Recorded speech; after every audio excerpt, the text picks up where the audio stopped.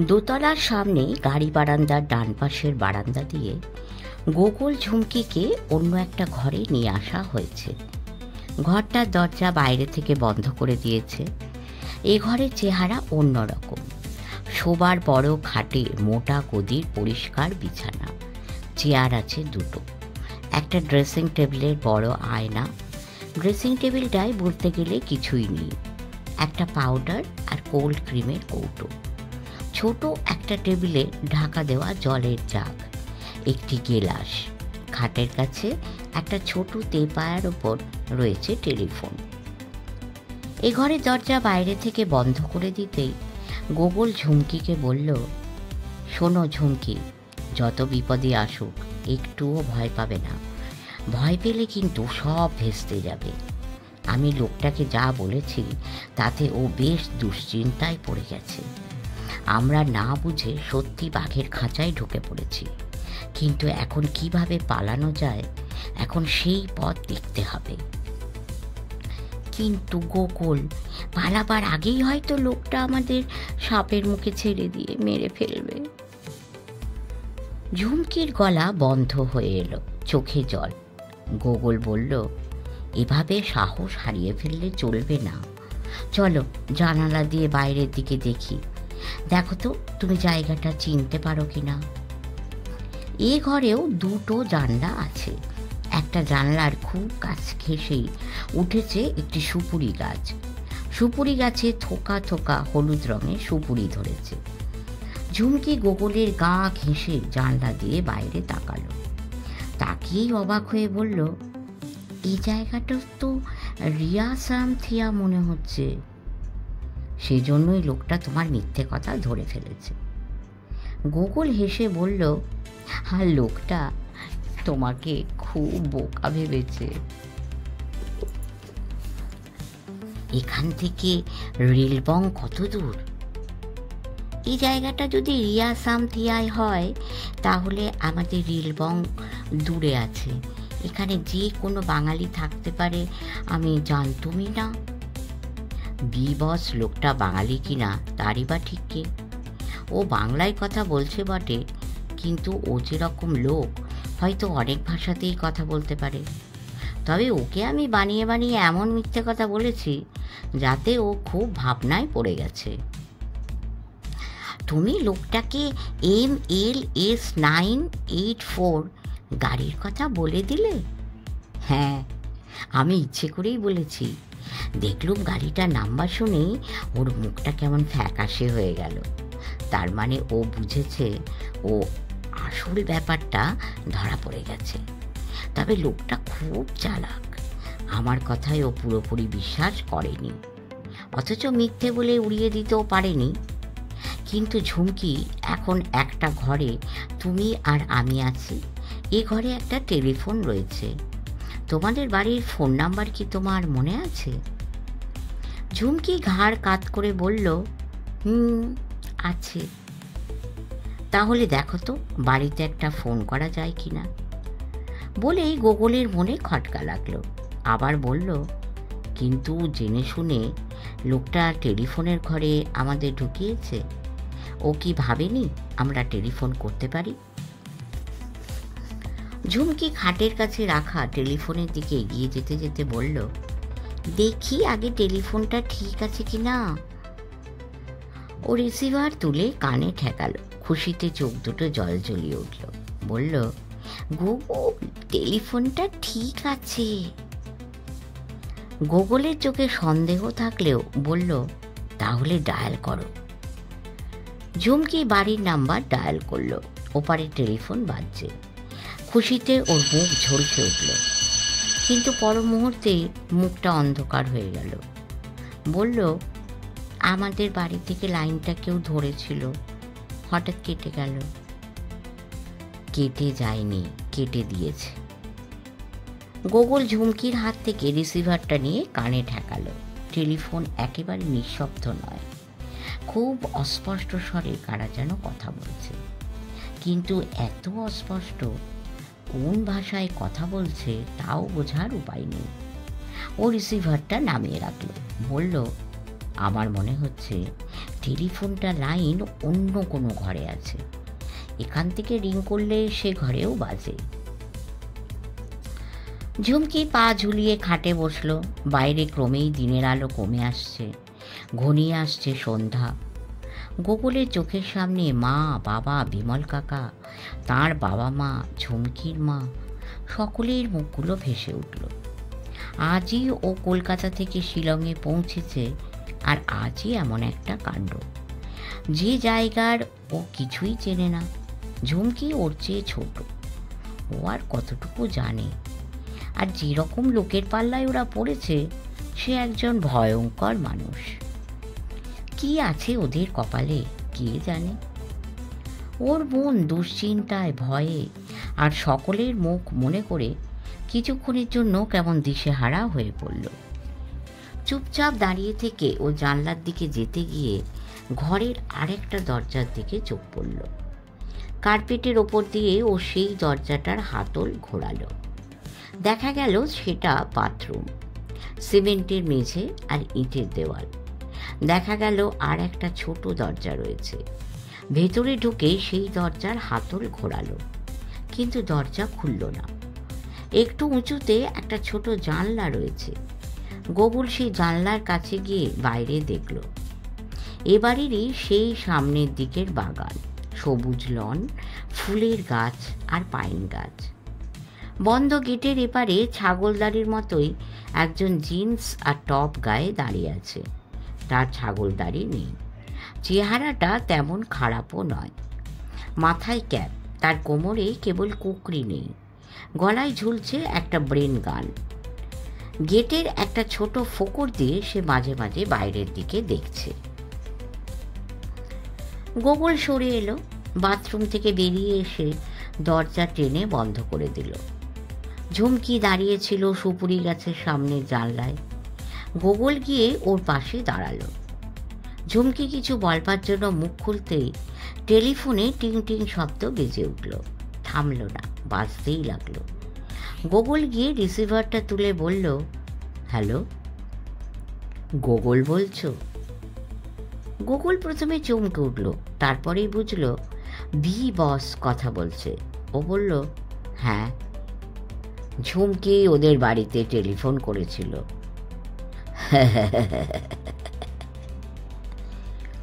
B বসের হাসি শোনা গেল। ও লাইনে আমিই কথা বলেছি। কার সঙ্গে কি কথা বলেছি তা এখন তোমাদের বলবো না, তবে রিয়া সামথিয়া নয়, রিলবংয়ে ওদের বাড়ির ঠিকানা, পরিচয় সব জেনে গেছি। তুমি সত্য বলেছ কি মিথ্যে বলেছ আমি সেই খোঁজ নিচ্ছি। তবে আজ রাত্রে তোমাদের মুক্তি নেই। ঘণ্টাখানেক বাদেই খাবার দেওয়া হবে, খেয়ে দিয়ে দুজনে ঘুমিয়ে পড়ো। বি বস লাইন কেটে দিল। গোকুল রিসিভার নামিয়ে রাখলো। ও যা ভেবেছিল তাই সত্যি, টেলিফোনের লাইন অন্য ঘরে আছে। ঝুমকি কাছেই দাঁড়িয়েছিল। গোকুল ওকে বি বসের কথাগুলো জানিয়ে বলল, লোকটা এখন আমাদের ঠিকানা, পরিচয় সবই জেনে গেছে, কিন্তু ও আমাদের সহজে ছাড়বে না। গোকুল, আমি পালাবার একটা মতলব ভেবেছি। ঝুমকি ফিস ফিস করে বলল, জানলার নিচের দিকে দেখে মনে হচ্ছে এবারে নিচু ঢালুতে কিছু গরিব লোকে ছোট ছোট বাড়ি আছে। তুমি কি সুপুরি গাছ পেয়ে নামতে পারবে? গোকুল জানলার সামনে গিয়ে হাত বাড়িয়ে সুপুরি গাছটা ছুঁয়ে দেখল।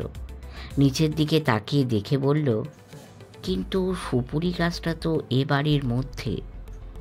না, সুপুরি গাছটা এ বাড়ির দেওয়ালের বাইরে, আমি দেখেছি। তবে খুব সাবধান, সুপুরি গাছের মাথা পলকা। তুমি গাছ জড়িয়ে ধরলেই খুব দুলবে। তাতে ভয় পেও না, কিন্তু তরতর করে নেমে যেতে হবে। গোকুলের মনে তেমন ভরসা নেই। সুপুরি গাছে একবার চেপে পড়লে কি করবে জানে না, কিন্তু ও ভাবছে যারা ওদের এই ঘরে আটকে রেখেছে তারা কি ভাবেনি এই গাছ বেয়ে ওরা নিচে নেমে যেতে পারে। গোকুল, অন্ধকার হয়ে গেছে। ঝুমকি ফিস ফিস গলায় তাড়া দিয়ে বলল, চলো সুপুরি গাছ পেয়ে পালাতে হলে আর দেরি করব না। গোকুল ঝুমকির সাহস দেখে খুশি হলো।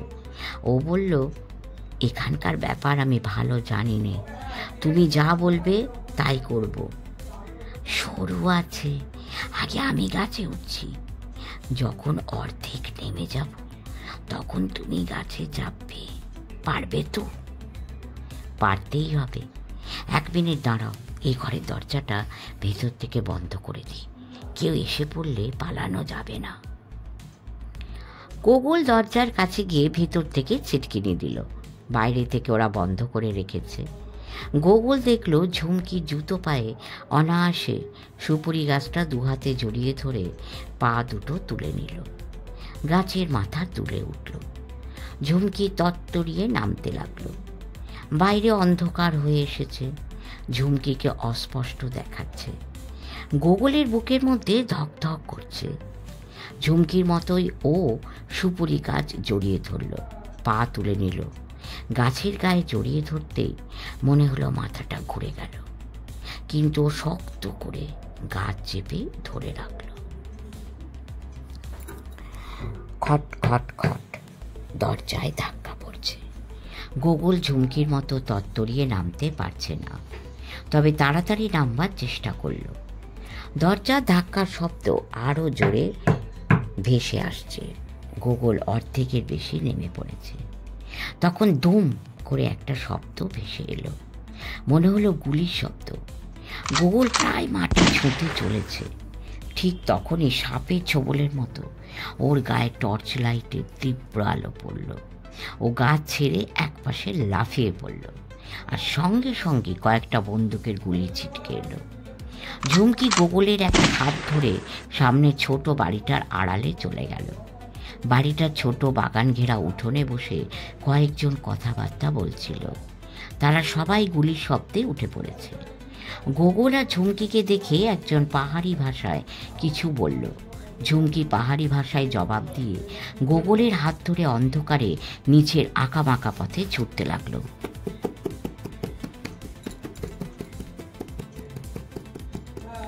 বেশ কিছুটা ছোটার পর ওরা বুঝতে পারল একটা টর্চের আলো ভয়ঙ্কর ফনা তোলা সাপের মতোই ওদের অনুসরণ করছে। ঝুমকি সেটা বুঝতে পেরেই গোকুলের হাত ধরে হঠাৎ ওপরের দিকে ঘন জঙ্গলের মধ্যে চড়ায়ে উঠতে লাগলো। খানিকটা ওঠার পরেই টর্চের আলো নিচ দিয়ে ছুটে চলে গেল আঁকাবাঁকা পথে। লোকটার ধূপ ধূপ পায়ের শব্দও শোনা গেল, কিন্তু ঝুমকি থামল না। হাঁপাতে হাঁপাতে ফিসফিস করে বলল, গোকুল থেমো না, আস্তে আস্তে ওপরে উঠতে থাকো, ওরা নিচের দিকে আমাদের খুঁজতে যাচ্ছে। আর একটা টর্চের আলো আস্তে আস্তে এগিয়ে এলো। এ আলো দৌড়েচ্ছে না, ধীরে ধীরে চলছে, আর আশেপাশে দুধারের উঁচুতেও তীব্র চোখে সব দেখছে। ঝুমকি গোকুলের হাত ধরে একটা ঝোপের আড়ালে মাথা নিচু করে বসে রইল। চলতে গেলে শুকনো পাতায় শব্দ হতে পারে। নিজেদের নিঃশ্বাসের শব্দে ভয় লাগছে, অথচ দম বন্ধ রাখাও দায়। ওরা অনেকটা উঁচুতে উঠেছে। টর্চের আলো সব দিকে দেখতে দেখতে আস্তে আস্তে নিচের দিকে চলে গেল। ঝুমকি আর গোকুল হামাকুড়ি দিয়ে ওপরে উঠতে লাগলো। উঠতে উঠতে দেখা গেল ঝোপঝাড় কমে বড় বড় খাড়া গাছ দাঁড়িয়ে আছে। ওপরে দেখা যাচ্ছে সারি সারি আলো, গাড়ি যাতায়াত করছে, তার মানে সামনেই উঁচুতে বড় রাস্তা আছে। ঝুমকি একটা গাছের গায়ে হেলান দিয়ে বসলো, গোকুলও বসলো। দুজনেই হাঁপাচ্ছে, কিন্তু ঝুমকি সেই ভয় আর নেই। নিজেকে একটু সামলে নিয়ে ও বলল, বুঝতে পারছেন না রাস্তায় ওটা ঠিক হবে কিনা, যদি বি বসের লোকেরা ধরে ফেলে। কিন্তু এখানে তো সারা রাত বসে থাকা যাবে না। রাস্তায় লোকজন গাড়ি সবই চলাফেরা করছে। বি বসের লোকেরা আমাদের দেখলেও আমরা চিৎকার জুড়ে দেব, তখন লোকজন ছুটে আসবে। 10 বছরের ঝুমকি বেশ বুদ্ধিমতীর মতো বলল, দিবস আর তার লোকেদের বিশ্বাস নেই। আমরা চিৎকার জুড়ে দিলে তারা হয়তো তখনই গুলি চালিয়ে আমাদের মেরে ফেলবে, আর গুলির ভয়ে লোকজনও পালাবে। গোকুল ভাবল ঝুমকি ভুল কিছু বলেনি। বস বা তার লোকেরা খুনে ডাকাত, তারা যে কোনো কাণ্ডই করতে পারে। কিন্তু ঝুমকি আবার বলল, তবে এখানে বসে থাকা যাবে না, আমাদের আস্তে আস্তে রাস্তাতেই উঠতে হবে, দেখতে হবে আমরা কোথায় আছি। যদি চেনা জায়গা হয় তাহলে যে কোনো লোকের বাড়িতেও ঢুকে পড়তে পারবো, আর থানা যদি কাছে পাওয়া যায় তবে তো কথাই নেই। দুজনেই খানিকটা দম নিয়ে আবার ওপরের দিকে উঠতে লাগলো। উঠতে উঠতে থামলো রাস্তার ধারের সাদা রং লাগানো কাঠের রেলিংয়ের কাছে। রেলিংয়ে উঠে আর রেলিং টপকে ওদের রাস্তায় পড়তে হবে। ঝুমকি বলল, এখন আমার গাড়ি দেখলেই ভয় লাগে। গোকুল দেখলো রাস্তায় লোক চলাচল করলেও খুব কম, তুলনায় হুঁশহাস করে হেডলাইট জ্বালিয়ে গাড়ি বেশি যাতায়াত করছে। ও বলল, তাছাড়া এই রাত্রে রাস্তায় যত আলোই থাকুক হঠাৎ গাড়ির রং বোঝা যায় না, হয়তো দেখা গেল বসের গাড়িটাই আমাদের ঘাড়ে এসে পড়ল। ওরে বাবা! ঝুমকি হাত বাড়িয়ে গোকুলের একটা হাত ধরে বলল, তাহলে আমি রাস্তায় উঠব না। গোকুল হেসে বলল, কিন্তু আমরা তো সারা রাত এখানে থাকতে পারবো না, হয়তো রাস্তায় উঠলে আমরা বাড়ি যাবার পথ খুঁজে পেতে পারি। এখানে ট্যাক্সি চলে? কেন চলবে না, কিন্তু খালি ট্যাক্সি পেলে তো। তোমার কি মনে হয় বাড়ির রাস্তা তুমি চিনতে পারবে? তা কি করে বলবো? ওই বাড়িটা থেকে বাইরের দিকে তাকিয়ে মনে হলো জায়গাটা রিয়া সামথিয়ায় আমাদের স্কুলের এক আন্টি থাকেন, তার বাড়ি আমি 2-3 বার এসেছি, কিন্তু হেঁটে তো আসিনি। এই রাত্রিবেলা আমি বাড়ির পথ চিনতে পারবো কিনা জানি নে, কিন্তু রাস্তায় উঠে ডাইনে যাব না বাঁয়ে যাব ঠিক করতে হবে তো। ডাইনে যাওয়া চলবে না, আমার মনে হয় ডাইনে গেলে আবার আমরা বস লোকটার বাড়ির দিকেই যাব। কি করে বুঝলে? আমরা সুপুরি গাছ থেকে নেমে ডান দিকে নিচের রাস্তায় দৌড় করেছিলাম, তারপরে আবার ডান দিকেরই উঁচুতে উঠে এখানে এসেছি। আবার ডান দিকে ঘুরলে আমরা হয়তো বসের বাড়ির সামনেই চলে যাব, তাই না? গোকুলের মনে হলো ঝুমকি ঠিক কথাই বলছে, তবে এই অন্ধকার থেকে একবার রাস্তায় উঠলেই ওরা খোলা জায়গায় গিয়ে পড়বে, তখন আর লুকোবার জায়গা থাকবে না। অবশ্য ঝুমকি বলেছে এই জায়গাটা যদি ওর চেনা সেই রিয়া সামথিয়া হয় তাহলে যে কোনো বাড়িতে ঢুকে পড়তে পারবে, কিন্তু এখান থেকে কোনো বাড়ি চোখেই পড়ছে না। কি করবে গোকুল? ঝুমকি অস্থির হয়ে উঠল। আমার বাড়ির জন্য মন কেমন করছে। বাড়ির কথা শুনে গোকুলের মনও অস্থির হয়ে উঠল। বলল, চলো যা থাকে কপালে, রাস্তায় উঠে বাঁ দিকেই চলতে থাকবো। গোকুল ঝুমকির চেয়ে মাথায় লম্বা, ও আগে রেলিংয়ের ওপর উঠল, টপকে নিচে নেমে ঝুমকির দিকে হাত বাড়িয়ে দিল। ঝুমকি গোকুলের হাত ধরে রেলিংয়ে উঠে লাফিয়ে রাস্তায় পড়ল। একটুও না থেমে দুজনে বাঁ দিকে হন হন করে চলতে আরম্ভ করলো। দেখা গেল রাস্তার ডান দিকে সারি সারি বাড়ি, বাঁ দিকে রেলিং দিয়ে ঘেরা পাহাড়ি ঢালু উতরায় নেমে গেছে। লোকজন চলাফেরা করছে খুব কম, গাড়ি চলাচল করছে বেশি। গোকুল জিজ্ঞেস করল, রাস্তায় লোক এত কম কেন? এসব জায়গায় তো সিনেমা হল রেস্টুরেন্ট নেই। পাহাড়ের পাড়াগুলো সন্ধ্যেবেলাতেই নিরালা হয়ে আসে, সারাদিন পরে বাড়ি ফিরে বাইরে কেউ বিশেষ বেরোয় না। হেডলাইট জ্বালিয়ে সামনে আর পেছনে এক একটা গাড়ি হুসহুস করে বেরিয়ে যাচ্ছে। গোকুল চমকে চমকে উঠছে। তার চেয়ে ডান দিকে সারি সারি বাড়িগুলো। ও বলল, ঝুমকি দাঁড়াও, আমরা রাস্তাটা পেরিয়ে ওপাশ দিয়ে চলব। দুজনেই দাঁড়ালো। ওদের বাঁদিক থেকে একটা গাড়ি হেডলাইট জ্বালিয়ে হুশ করে বেরিয়ে গেল। বেশ খানিকটা গিয়েই মনে হলো গাড়িটা সজোরে ব্রেক কষে দাঁড়িয়ে পড়ল। আর ঠিক তখনই ডান দিক থেকে একটা গাড়ির হেডলাইট ওদের গায়ে পড়ল।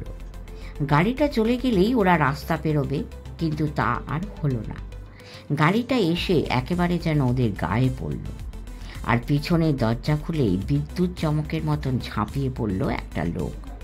দুজনকে ছোঁ মেরে গাড়িতে তুলেই দরজা বন্ধ। গাড়ি ছুটল তীব্র বেগে, আর চাপা হাসির শব্দে শোনা গেল, মাই নেম ইজ বি বস। ঝুমকির ভয়ার্ত গলা শোনা গেল, গোকুল। হ্যাঁ, আমরা আবার ধরা পড়ে গেছি, গোকুল জবাব দিল। কিন্তু এবার দুজনকেই খতম করে দেওয়া হবে। সামনের সিট থেকে বি বসের শক্ত গলা শোনা গেল, ভেবেছিলে আমার হাত থেকে পালানো এতই সহজ? বানানো মিথ্যে কথাগুলো আমি সব বুঝেছি। পেছন থেকে একটা গাড়ির হেডলাইটের আলো এই গাড়িতে এসে পড়ছে। বি বসের গলায় আবার পাহাড়ি ভাষায় কিছু শোনা গেল। গোকুল এখন মরিয়া হয়ে উঠেছে। জিজ্ঞেস করল, ঝুমকি, ও কি বলল? ও বলছে পেছন থেকে একটা গাড়ি বোধহয় এই গাড়িকে ফলো করছে। বি বসের গলায় বাংলা কথা শোনা গেল, আমাকে ফলো করার মজা এখনই দেখিয়ে দিচ্ছি। বলেই সে বাঁ দিকে চেপে ব্রেক কষে গাড়িটা হঠাৎ দাঁড় করিয়ে দিল। পেছন থেকে একটা প্রায় এই গাড়ির পেছনে হুমড়ি খেয়ে পড়তে পড়তে ব্রেক কষে পাশ কাটিয়ে বেরিয়ে গেল। খানিকটা গিয়েই দাঁড়িয়ে পড়ল। বি বস এক মুহূর্ত দেরি না করে গাড়িটা ঘোরাতে চেষ্টা করল, কিন্তু একবারেই পারল না। ব্যাক গিয়ার দিয়ে গাড়ি আবার পিছনে নিয়ে খুব কেরামতির সঙ্গে মোড় ঘুরিয়ে পেছন ফিরে ছুটল। তার গলা শোনা গেল, এবার আসুক দেখি কেমন পেছন নেয়। বি বসের কথা শেষ হতে না হতেই পেছন থেকে একটা গাড়ি জোরালো হেডলাইটের আলো এই গাড়ির ভেতরে এসে পড়ল। বি বস পাহাড়ি ভাষায় কিছু বলল। ঝুমকিকে কিছু জিজ্ঞেস করার আগেই ও বলল, গোকুল, ও বলছে এইটুকু সময়ের মধ্যে ওই গাড়িটা এসে পড়ল কি করে?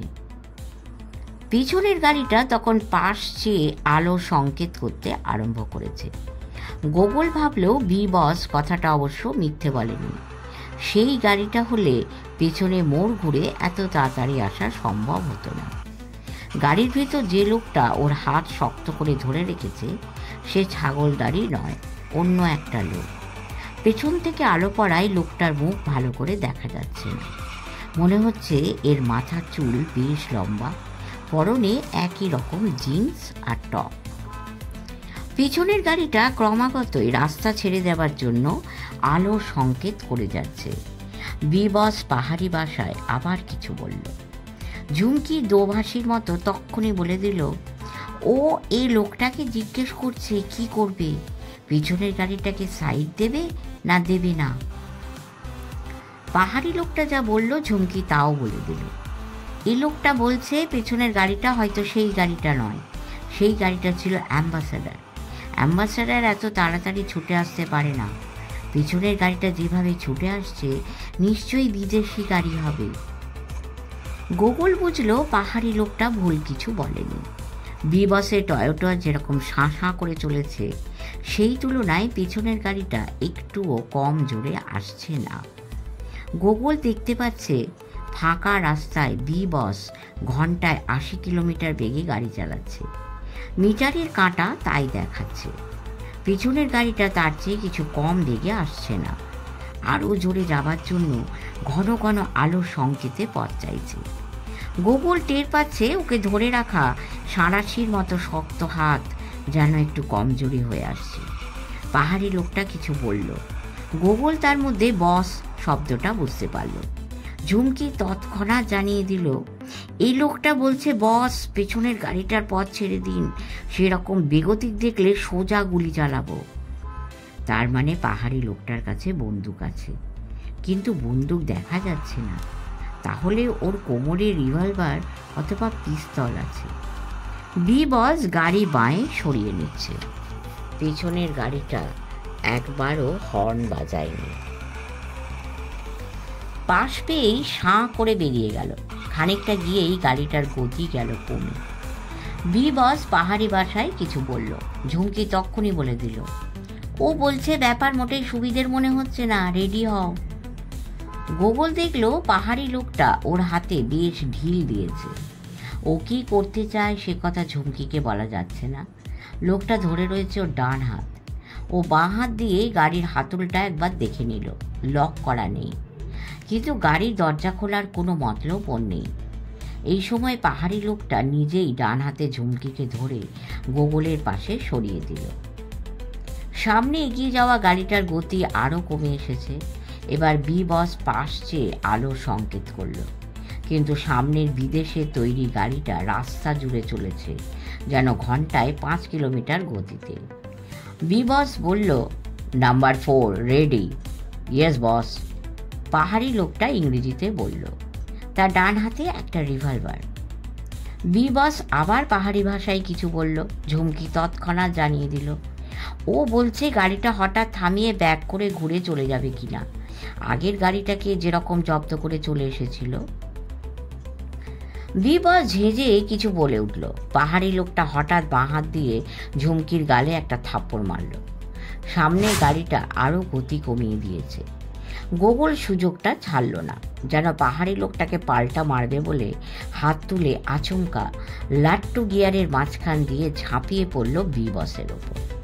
বোঝবার একটুও সময় না দিয়ে ও ইগনিশনের থেকে গাড়ির চাবিটা খুলে নিচে ফেলে দিল। গিয়ারটাকে দিল টেনে। বি বস একটা চিৎকার দিয়ে জোরে পা দিয়ে ব্রেক কষল। বাঁ হাত তুলে গোগলকে মারবার আগেই গোগল বাঁ দিকে দরজাটা খুলে ফেলল। গাড়ি ইতিমধ্যে দাঁড়িয়ে পড়েছে। সামনের গাড়িটাও দাঁড়িয়ে পড়েছে। বি বস গোগলের ওপর ঝাঁপিয়ে পড়ে শক্ত করে ওর নিজের শরীরেই মাথা ঠুকে দিল। পাহাড়ি ভাষায় কিছু বলে উঠল। ঝুমকি এবার মানে বলে দিতে পারল না। পাহাড়ি লোকটা বাঁ হাতে ওকে নিজের সামনে ধরে গাড়ির দরজা খুলে নামল। বি বসও একইভাবে গোগলকে সামনে রেখে গাড়ি থেকে নামল। তার হাতে একটা রিভলভার। দুজনেই সামনের গাড়িটার দিকে রিভলভার তাক করে ধরেছে। সামনের গাড়ি থেকে একজন নেমে এসেই থমকে দাঁড়িয়ে পড়ল। এখানে রাস্তায় আলো নেই। সামনের গাড়ির কাছ থেকে ইংরেজিতে একজনের কথা ভেসে এলো। ওরা দুজনেই ছেলে মেয়ে দুটিকে সামনে রেখেছে। রাস্তার বাঁ দিকের রেলিং টপকে নিচের দিকে পালিয়ে যাবার ফিকির করছে। ভদ্রলোক কিছু ভুল বলেননি। টয়োটার হেডলাইট জ্বলছে না। সামনের গাড়িটার হেডলাইট জ্বললেও সেটার আলো রয়েছে উল্টো দিকে। বি বস গোগলকে সামনে রেখে রাস্তার বাঁ দিকে সাদা রং করা রেলিংয়ে চেপে ধরে বলল, শোনো গোগল, বেশি চালাকি করার চেষ্টা করো না। ভালো ছেলের মতো রেলিংয়ের ভেতর দিয়ে গলে যাও, নইলে গুলি করে মাথার খুলি উড়িয়ে দেব। গোগল অন্ধকারে বি বসের হাতে রিভলভারটা লক্ষ্য করছে। ঝুমকি এখন কিছুই বলছে না, হয় ভয় পেয়েছে, নয়তো কোনো মতলব আছে। এই সময় পেছন থেকে আর একটা গাড়ির হেডলাইটের আলো দেখা গেল। এদিকটা একেবারে নিঝুম, কোনো গাড়ি যাতায়াত করছে না। পাহাড়ি লোকটা বস বলে কিছু বলল। ঝুমকি এবার কথা বলল। গোগল, ও বলছে যে গাড়িটাকে বোকা বানিয়ে ওরা চলে এসেছিল, এটা বোধহয় সেই গাড়ি। গোগল দেখলো সামনের গাড়ির কাছে কোনো লোক নেই। পিছনের গাড়িটা হেডলাইট জ্বালিয়ে 10-15 গজ পেছনে দাঁড়িয়ে পড়ল। বি বস পেছনের গাড়িটার দিকে দেখবার জন্য মুখ ফেরাতেই একটা গুলির শব্দ হলো। টয়োটার সামনের ডান দিকের চাকা বোমার মতো শব্দ করে ফেটে গেল। বি বস তখন রেলিংয়ের দুটো রডের মাঝখান দিয়ে গোগলকে ঠেলে গলিয়ে ঢোকাতে চেষ্টা করছিল। আচমকা গুলি আর টায়ার ফাটার শব্দে সে সামনের গাড়ির দিকে আনতাবড়ি গুলি চালালো। সামনের গাড়ির বডিতে একটা শব্দ হলো। পিছনের গাড়ি থেকে নেমে এলো দুজন। একজন সেই গেরুয়া সিল্কের পাজামা, পাঞ্জাবি, নামাবলি, মাথায় লম্বা চুল আর গোঁপদারি ধূসর রং, কিন্তু এখন তার চোখে সেই হালকা বেগুনি রঙের কাঁচের চশমা নেই। নীল স্যুট পরা সঙ্গীটিও আছে, যার মুখে একজোড়া কালো গোঁফ, কিন্তু চোখে এখন নেই কালো চশমা। গোগল হঠাৎ চিৎকার করে বলল, গল্ফ রাউন্ডে MLS 984 নাম্বারের অ্যাম্বাসেডর গাড়ির পিছনে একটা লোকের ডেড বডি পাচার হচ্ছে। গোগল এমন আচমকা চেঁচিয়ে উঠবে বিবস বোধহয় ভাবতে পারেনি। সে যখন রিভলভার ধরা হাতের পিঠ দিয়ে গোগলের মুখে আঘাত করল, তখন খবরটা বলা হয়ে গেছে। সঙ্গে সঙ্গে ধূসর গোপদারি নামাবলী গায়ে লোকটি পরিষ্কার বাংলায় বলে উঠল, দারুণ খবর দিলে গোগল, সেই গাড়িটার খোঁজ আমরা করব, তুমি সাবধানে থাকো। গোগল গলার স্বর চিনে ফেলল, অশোক ঠাকুর। সঙ্গীটি কি তাহলে তার সেই ক্যারেটে জানা বন্ধু অয়স্কান্ত? ভাবতে ভাবতেই আবার একটা গুলির শব্দ। বিবস তৎক্ষণাৎ তার জবাবে সামনের গাড়ি লক্ষ্য করে গুলি চালালো। গুলি গাড়ির বডিতে লাগলো। গোগল দেখল অশোক ঠাকুরের সঙ্গী ক্রমেই এগিয়ে আসছে। পাহাড়ি লোকটা তখন ঝুমকিকে নিয়ে রেলিংয়ের ওপর উঠে পড়েছে। সে এমনভাবে ঝুমকিকে বাঁ হাতে ধরে ডান হাতের রিভলভার নিয়ে মাথা নিচু করে আছে, তাকে কিছু করতে গেলেই ঝুমকির গায়েই লাগবে। এই সময় হঠাৎ একটা বিকট শব্দ শোনা গেল, যেন বাঘের গর্জনের সঙ্গে হায়ানার বিচ্ছিরি তীক্ষ্ণ খিকখিক হাসির মতো। আর দেখা গেল অশোক ঠাকুরের সঙ্গীর গায়ের কোটটা নেই, সে শূন্যে উঠছে। চোখের পলক ফেলতে না ফেলতেই সে উঁচু থেকে পায়ের জুতো দিয়ে সজোরে মারল বিবসের হাতের ওপর। বিবস কিছু বুঝে ওঠার আগেই তার ঘাড়ে পড়ল একটা 82 শিক্ষা ওজনের রদ্দা। তার হাতের রিভলভার পড়ল ছিটকে। সে আহ শব্দে আর্তনাদ করে উঠতেই গোগল পিছলে বেরিয়ে এলো তার হাতের থাবা থেকে। গোগলে তখন আর বুঝতে বাকি নেই এ হলো অয়স্কান্ত। বিবস সামলে ওঠার আগেই তার চোয়ালে পড়ল এক প্রচণ্ড ঘুষি। একই সঙ্গে তলপেটের কাছে সব উঠ এক লাথি। বিবস লুটিয়ে পড়ল তারই গাড়ির চাকার কাছে। বিবসের 4 নম্বর সাকরেত ঝুমকিকে নিয়ে পালাচ্ছে। গোগল চিৎকার করে বলল, লোকটাকে বিশ্বাস নেই, ও ঝুমকিকে মেরে ফেলতে পারে। গোগল খেয়াল করেনি সামনের গাড়ির দুজন তখন রিভলভার হাতে রেলিং টপকে নিচে নেমে গেছেন। তারা দুজন 4 নম্বরের কাছ থেকে মাত্র 10-12 হাত নিচে দাঁড়িয়েছেন। দুজনের হাতেই রিভলভার।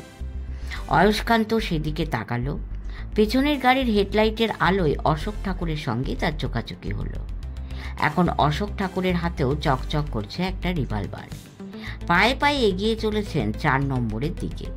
তার মধ্যেই তাকে বলতে শোনা গেল, গোগল, বিবসের রিভলভারটা তোমার পায়ের কাছে পড়েছে, ওটা তুলে নাও, কিন্তু খবরদার ট্রিগার টিপো না। গোগল নিচু হয়ে রিভলভারটা তুলে নিল। 4 নম্বর চিৎকার করে ভুল ইংরেজিতে যা বলল তার মানে, আমাকে কেউ গায়ে হাত দেবার চেষ্টা করলে এই বাচ্চা মেয়েটাকে গুলি করে মেরে ফেলব। কেউ তোমাকে ছোঁবে না। অশোক ঠাকুর ইংরেজিতে বললেন, তোমাকে আমরা ছেড়ে দেব, তুমি মেয়েটাকে ছেড়ে দাও। 4 নম্বর ঝুমকিকে নিয়ে রেলিংয়ের ওপারে নেমে বলল, তোমাদের কাউকে আমি বিশ্বাস করি না। আমি যতক্ষণ না বুঝবো তোমাদের হাত থেকে পালাতে পারছি, ততক্ষণ আমি মেয়েটাকে ছাড়ব না। 4 নম্বর কথাটা বললেও ও না পারছে পেছোতে, না পারছে এগোতে। ওর পেছনে দুজন রিভলভার হাতে দাঁড়িয়ে আছে। অশোক ঠাকুর সামনে থেকে পায়ে পায়ে তার দিকে এগোচ্ছেন। পেছন ফিরে নিচে নামতে গেলে অশোক ঠাকুর ওর পিঠে বা মাথায় গুলি করবেন। সামনে এগোতে গেলে পেছন থেকে দুটো রিভলভার একসঙ্গে গর্জে উঠতে পারে। 4 নম্বর বেগতিক দেখে হঠাৎ ডান দিকে ফিরে এক পা করে চলতে লাগলো। সামনেই ঘন জঙ্গল। একবার ঝোপ জঙ্গলে ঢুকে পড়তে পারলে ওকে আর ধরা যাবে না। নিচের দুজনও ওর সঙ্গে দূরত্ব বজায় রেখে পা ফেলে এগোতে লাগলো। অশোক ঠাকুর হঠাৎ রিভলভার শুদ্ধ হাত তুলে চিৎকার করে বললেন, থামো বলছি। 4 নম্বরও সঙ্গে সঙ্গে রিভলভার তুলে বলল, তুমি আর এক পাও এগিয়েও না, গুলি করব। ব্যাপারটা যে একটা ধাঁধা সেটা গোগল বুঝতে পারেনি। ও দেখল চোখের পলকে অয়স্কান্ত পাখির মতো শূন্যে উঠল, আর চোখের পলক পড়তে না পড়তেই 4 নম্বরের রিভলভার ধরা হাতের ওপর ঝাঁপিয়ে পড়ল। ঝুমকি চিৎকার করে উঠল, কিন্তু ঝুমকির চিৎকারের চেয়েও 4 নম্বরের যন্ত্রণা কাতর আর্তনাদের শব্দ ছাপিয়ে উঠল। গোগল দৌড়ে যাবার আগেই দেখল ঝুমকি রেলিংয়ের দিকে ছুটে আসছে, আর অয়স্কান্তের 2 হাতে 4 নম্বর শূন্যে ঝুলছে। তার হাতের রিভলভার আগেই খসে পড়েছে। অয়স্কান্ত 4 নম্বরকে রেলিংয়ের দিকে আছড়ে ছুঁড়ে ফেলল। ঝুমকি তখন রেলিং টপকে একেবারে গোগলের সামনে। গোগলকে 2 হাত দিয়ে জড়িয়ে ধরল। 4 নম্বর তখন মরার মতো পড়ে আছে।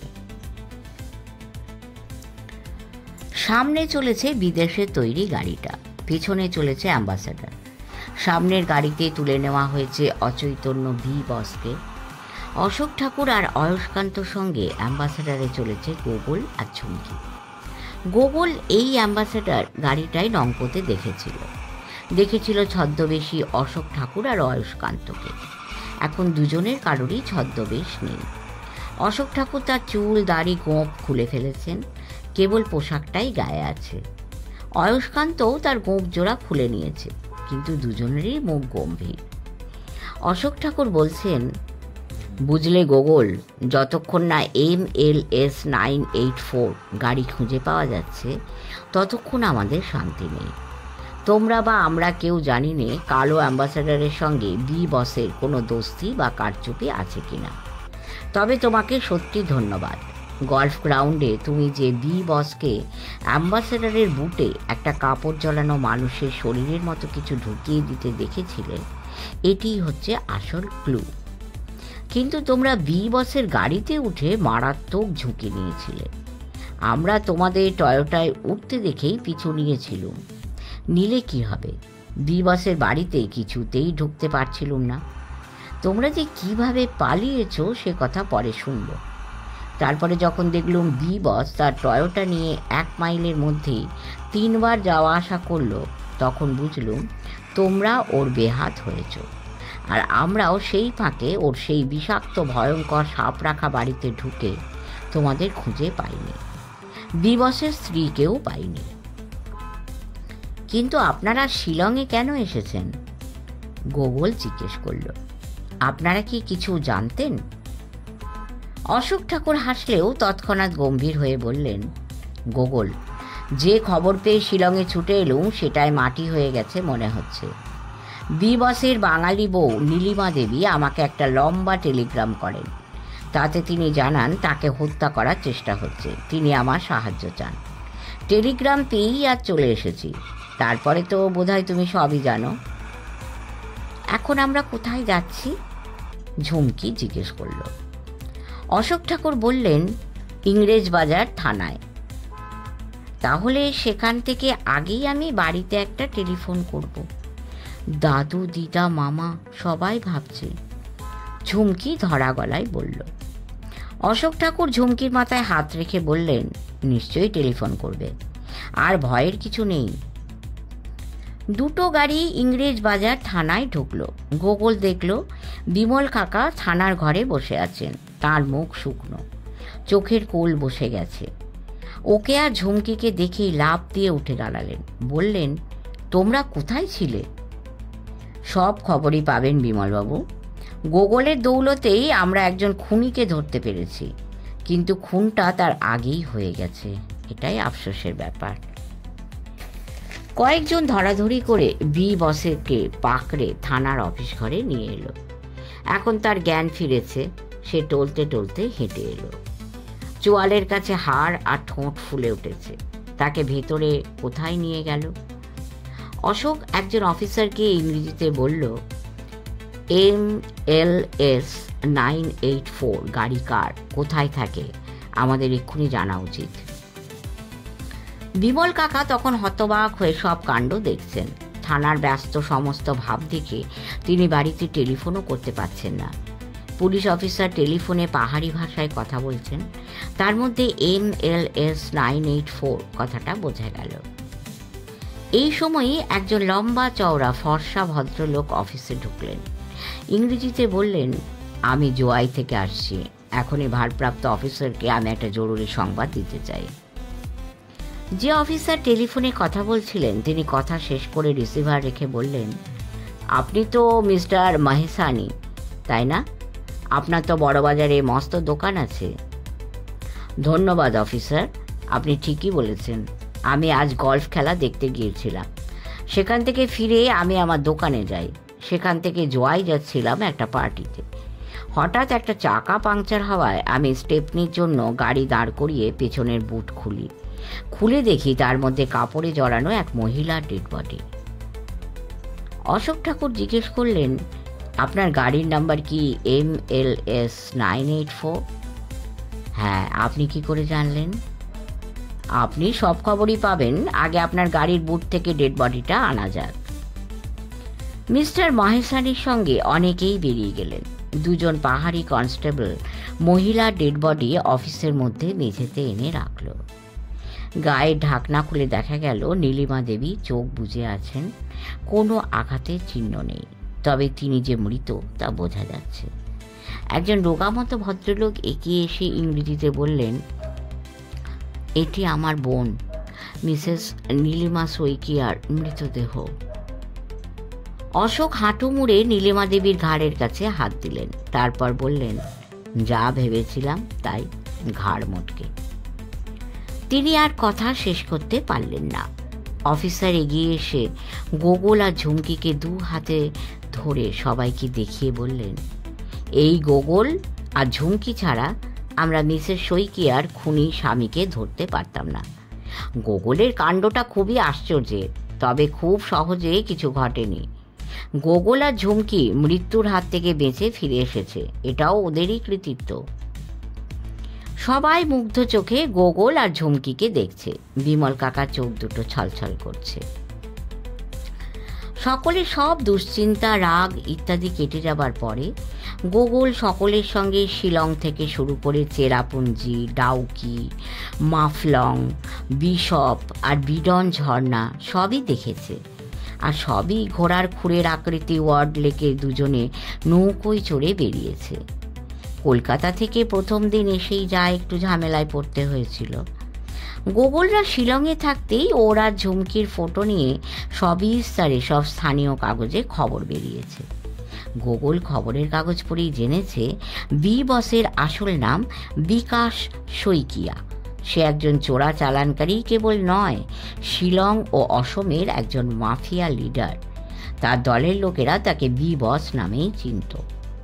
বি বসের কী শাস্তি হবে সেটা কোর্ট বিচার করবে, কিন্তু গোগল আর ঝুমকিকে দেখতে দলে দলে লোক আসাতে বাড়ির সবাইকে ভারী মুশকিলে পড়তে হয়েছিল। মা বলেছিলেন, গোগলকে নিয়ে আমি আর কোনো দিন কোথাও বেড়াতে যাব না, কোন দিন ভয়েই আমি মরে যাব। গোগল মাকে জড়িয়ে ধরে কোলে মুখ গুজে দিয়েছে। ঝুমকি তাতে বেশ হিংসে হয়েছিল। মা ঝুমকিকেও কোলে টেনে নিয়েছিলেন। বাকিরা সবাই হাসলেও তাদের চোখে জল ছিল। আনন্দেও মানুষের চোখে জল আসে। শেষ হলো গোগলের কাণ্ড কারখানা। সবাই ভালো থাকবেন, সাবস্ক্রাইব করে আমাদের পাশে থাকবেন। মঙ্গলময় আপনাদের মঙ্গল করুন। নমস্কার।